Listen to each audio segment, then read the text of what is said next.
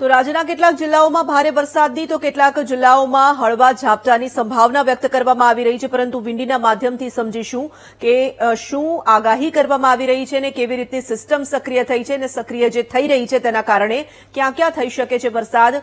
જોડાઈશું અમારા સહયોગી નેહા સાથે.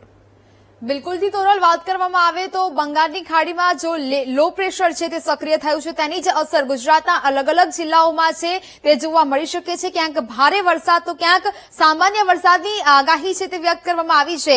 વિંડીના માધ્યમથી સમજવાનો પ્રયત્ન કરીશું તો અત્યારે અહીંયા જોવા મળી રહ્યું છે કે આજથી 3 તારીખથી લઈને અહીંયા સુરતમાં સૌથી ભારે વરસાદની આગાહી છે તે આપવામાં આવી છે. સાથે સાથે ભરૂચ અને સુરતમાં રેડ એલર્ટ છે તે જાહેર કરવામાં આવ્યું છે. એટલે કે અહીંયા છે કે 10 થી 12 ઇંચ જેટલો વરસાદ છે તે નોંધાઈ શકે છે. સાથે સાથે વાત કરવામાં આવે તો સૌરાષ્ટ્રના કેટલાક દક્ષિણ ભાગોમાં પણ વરસાદી સિસ્ટમ છે તે સક્રિય થવાની છે અને તેને જ કારણે અહીંયા પણ એ પ્રકારનો માહોલ છે તે જોવા મળી શકે છે. દક્ષિણના કેટલાક ભાગો છે તેમાં પણ હવે ભારે વરસાદ છે તે જોવા મળી શકે છે.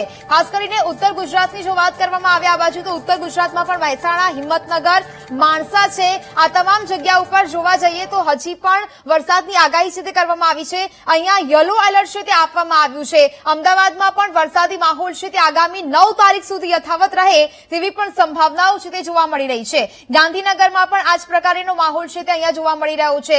સાથે સાથે ઉત્તર ગુજરાતના તમામ ભાગો છે ત્યાં મધ્યમ વરસાદની આગાહી કરવામાં આવી છે, પરંતુ ખાસ વરસાદ અહીંયા જોવા મળી શકે છે ભરૂચ અને સુરતમાં કે જ્યાં રેડ એલર્ટ છે તે જાહેર કરવામાં આવ્યું છે. તાપમાન પણ સતત અહીંયા ગગડી શકે છે, વાતાવરણ પણ અહીંયા જોવા મળી શકે છે અને 10 થી 12 ઇંચ જેટલો વરસાદ છે તે જોવા મળી શકે છે. વાત કરીએ સુરેન્દ્રનગરમાં પણ વરસાદી માહોલ યથાવત રહે તેવી સંભાવના છે. અહીંયા પણ સારો વરસાદ છે તે જોવા મળી શકે છે. હવે વાત કરીએ કચ્છની કે જ્યાં કચ્છમાં પણ અલગ અલગ જિલ્લાઓમાં ભારે વરસાદ છે તે જોવા મળી શકે છે. ગાંધીધામ છે, માંડવી છે, આ તમામ જગ્યાએ સારો વરસાદ છે તે જોવા મળી શકે છે. દ્વારકા ખાતે પણ મધ્યમ વરસાદ છે તે જોવા મળી શકે છે. તોરલ, પોરબંદરમાં પણ સારો વરસાદ, જૂનાગઢમાં પણ મધ્યમ વરસાદની આગાહી છે તે કરવામાં આવી છે.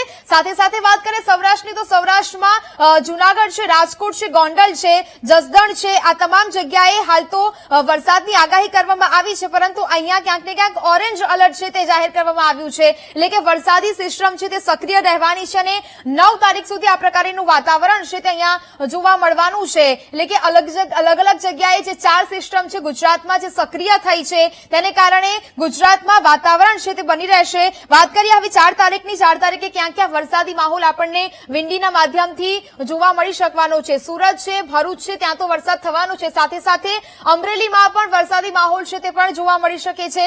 વેરાવળ છે, ઉના છે, મહુવા છે, ત્યાં પણ વરસાદી માહોલ છે તે જોવા મળી શકે છે. પોરબંદરમાં પણ વરસાદી માહોલ જામ્યો છે. દ્વારકામાં પણ હજી આગામી 5 થી 6 દિવસ છે તે વાતાવરણ છે તે જોવા મળી શકે છે. ગાંધીધામ એટલે કે કચ્છના પણ અલગ અલગ જિલ્લાઓમાં આ વાતાવરણ છે તે જોવા મળી રહ્યું છે. ગાંધીધામમાં પણ વરસાદી માહોલ છે તે યથાવત જોવા મળશે.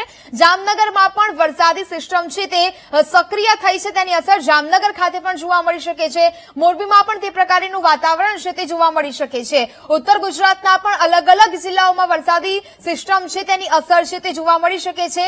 વિરમગામ છે, મહેસાણા છે, હિંમતનગર છે, ત્યાં પણ વરસાદ જોવા મળી શકે છે. ખાસ કરીને વાત કરવામાં આવે તો થરાદમાં પણ ભારે વરસાદ છે તે થઈ શકે છે તેવી આગાહી હવામાન વિભાગ દ્વારા વ્યક્ત કરવામાં આવી છે. અત્યાર સુધી દક્ષિણ ગુજરાતની વાત કરીએ તો દક્ષિણ ગુજરાતમાં અલગ અલગ જગ્યાએ વરસાદ છે તે થઈ શકે છે. ખાસ છે સુરત, નવસારી, બિલીમોરા, વલસાડ અને વાપીમાં પણ આગામી સમયમાં મધ્યમ વરસાદની આગાહી છે તે વ્યક્ત કરવામાં આવી છે.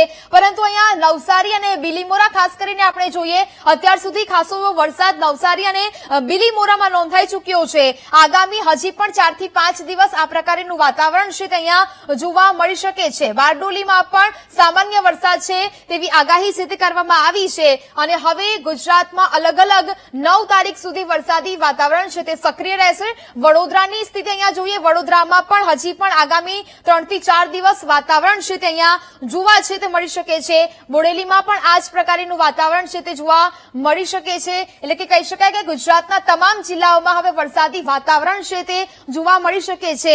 બંગાળની ખાડીમાં જે લો પ્રેશર જે બની રહ્યું છે તે ગુજરાત સુધી પહોંચ્યું છે, તેની અસર છે ગુજરાતના અનેક જિલ્લાઓ સુધી જોવા મળવાની છે. એટલે કે અનેક જગ્યાએ હવે ભારે વરસાદ તો ક્યાંક મધ્યમ વરસાદની આગાહી છે તે કરવામાં આવી છે.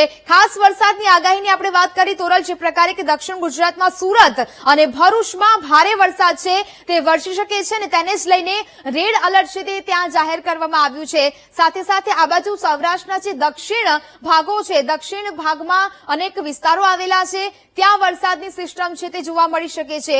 ગુજરાતમાં 4 સિસ્ટમ છે તે એક સાથે સક્રિય થઈ છે, તેને જ કારણે આ ભારેથી અતિભારે વરસાદ છે તે જોવા મળી શકે છે. ખાસ કરીને અમરેલીમાં અને જૂનાગઢમાં પણ આ પ્રકારનું વાતાવરણ છે તે જોવા મળી શકે છે.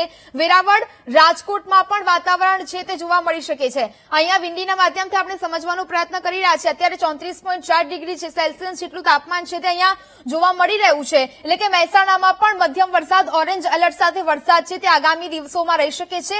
પાલનપુર, થરાદ અને પાટણમાં પણ આ પ્રકારનું વાતાવરણ છે તે સર્જાશે. એટલે કે 9 તારીખ સુધી અલગ અલગ જગ્યાઓ પર વરસાદી વાતાવરણ છે તે અહીંયા